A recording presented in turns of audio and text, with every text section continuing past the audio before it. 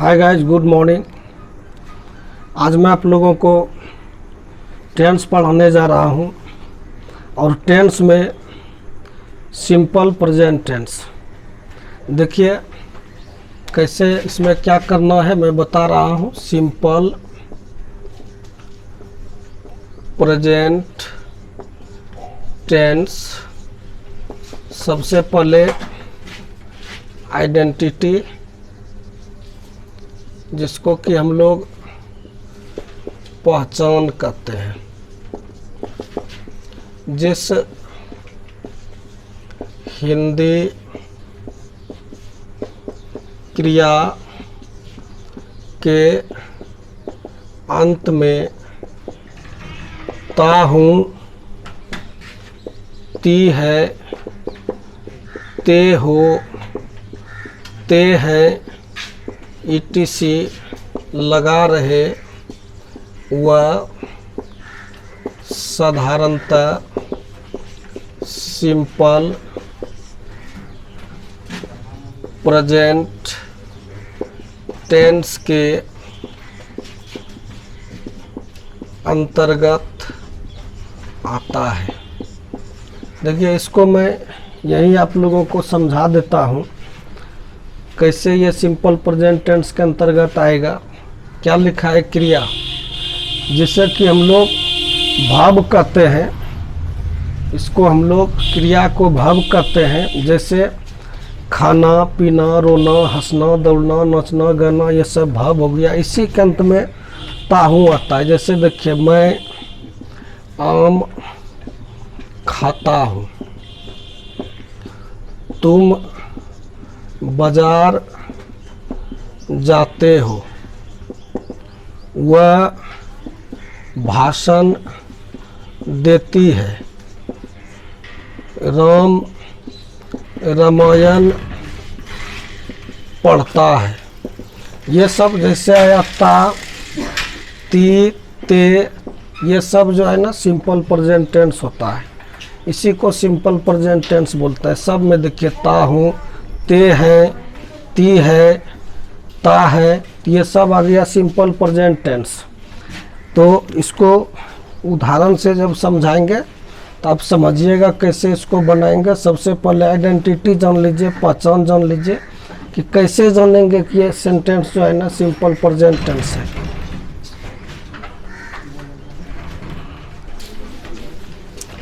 अब इसमें देखिए रूल जैसे है, तो इसमें क्या करेंगे?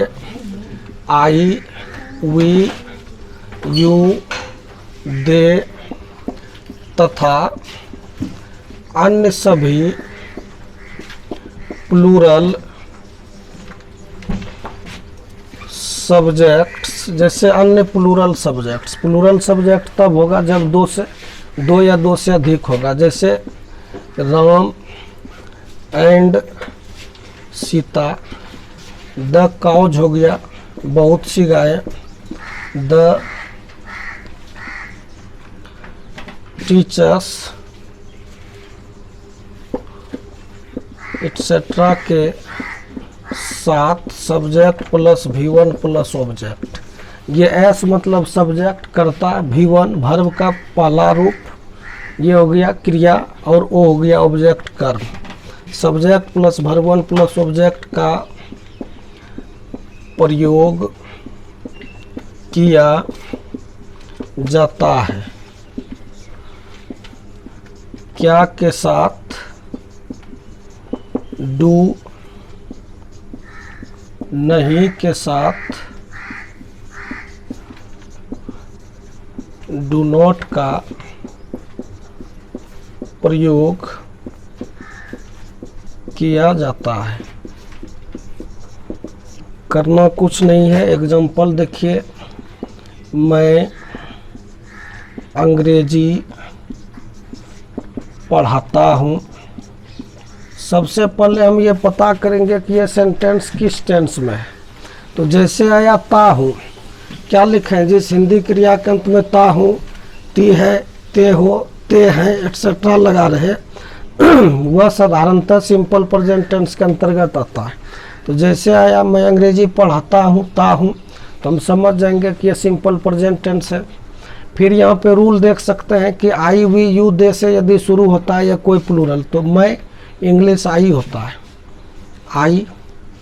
अब इसमें सब्जेक्ट लिखे तो यही सब्जेक्ट है, सब्जेक्ट सबसे जो काम करे उसे कर्ता कहते हैं, जिसके बारे में कुछ कहा जाए, सब्जेक्ट। अब यहाँ पर भाव ढूंढेंगे इसमें, तो भाव क्या है, पढ़ाना, पढ़ाता, चूँकि इसी में ता आया है तो पढ़ाना का इंग्लिश क्या होता है, टीच, आई टीच। क्या पढ़ाते हैं, इंग्लिश, इंग्लिश लिख देंगे, आई टीच इंग्लिश। इसके बाद यहाँ पे कुछ नहीं देना है, अंत में फुल स्टॉप देना है। इंग्लिश कहीं भी लिखेंगे ई कैपिटल लिखाएगा, हिंदी कहीं भी लिखेंगे एच कैपिटल लिखाएगा,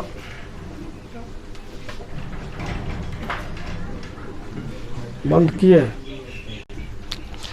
तो लैंग्वेज कहीं भी लिखेंगे तो उसका शुरू का लेटर कैपिटल होगा, जैसे ई है यहाँ पर capital, Hindi H capital, Urdu का यू कैपिटल, फ्रेंच लिखना है तो एफ कैपिटल, संस्कृत लिखना है एस कैपिटल। और लैंग्वेज के पहले कोई भी आर्टिकल नहीं लगेगा, जैसे एन इंग्लिश नहीं लगाना है, एन इंग्लिश लगाइएगा तो इसका मीनिंग अंग्रेज हो जाएगा। हिंदी के पहले तब हम लगा सकते हैं आर्टिकल, जैसे हिंदी पोएट इधर हो तो, ठीक ना, इस तरह से। इसके बाद कुछ सिंगुलर कंटेबल नाउन होगा तब होगा, और फिर तब ये नाउन जो है ना एडजेक्टिव का काम करने लगता है। चलिए वो मैं बाद में जब आर्टिकल बताऊंगा। मैं अंग्रेजी पढ़ाता हूँ, आई टीच इंग्लिश। इसी तरह से यदि मैं यहाँ पर लिखूँ, मैं अंग्रेजी नहीं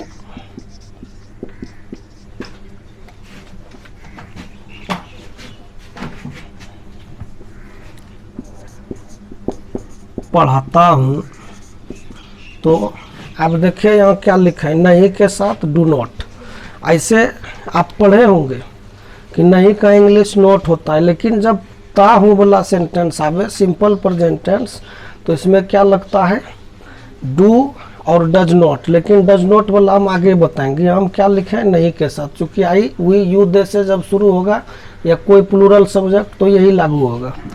तो I do not teach English, ये हो गया आपका। क्या मैं अंग्रेजी पढ़ाता हूँ, क्या करेंगे इसमें। अब क्या आया शुरू में, तो यहाँ देखिए क्या लिखे हैं, डू। या आई हम कैपिटल लिखे थे, यहाँ भी देखिए आई ये बड़ी है, कैपिटल आई, और सिंगल आई जिसका मतलब मैं होगा, प्रोनाउन कहीं भी लिखेंगे कैपिटल ही लिखाएगा। अब डी शुरू में आएगा तो डी कैपिटल होगा। Do I teach English, question mark दे देंगे। क्या मैं अंग्रेजी नहीं पढ़ाता हूँ, क्वेश्चन मार्क जरूर देना। हाँ तो देखिए इसमें क्या बता रहे थे, क्या मैं अंग्रेजी नहीं पढ़ाता हूँ, तो क्या हो जाएगा, do I not teach English. अब जैसे देखिए इसी में आगे थर्ड पर्सन सिंगुलर नंबर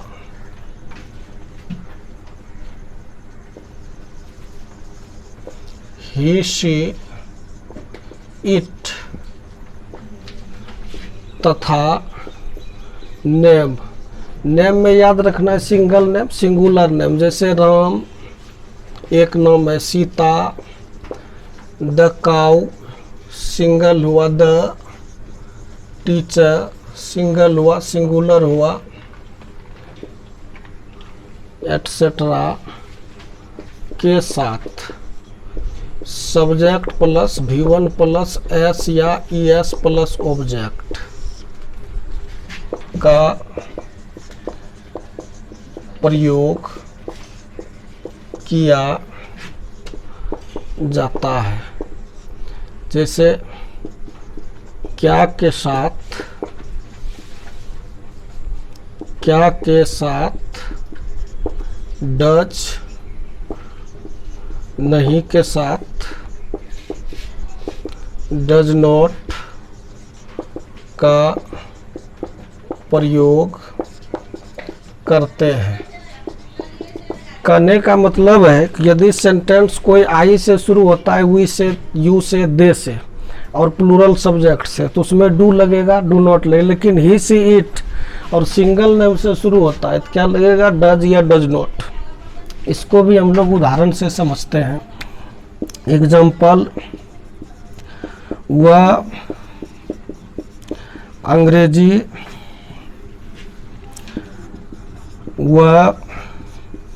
अंग्रेजी पढ़ाता है।